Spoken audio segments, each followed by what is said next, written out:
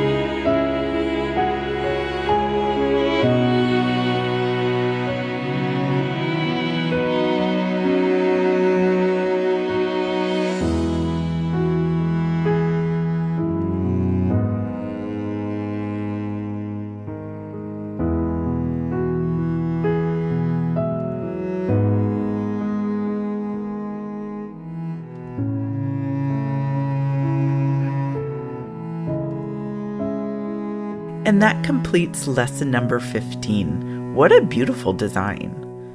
Thank you so much for painting along with us. Come back soon for our next lesson, which is going to be a lesson on laburnum.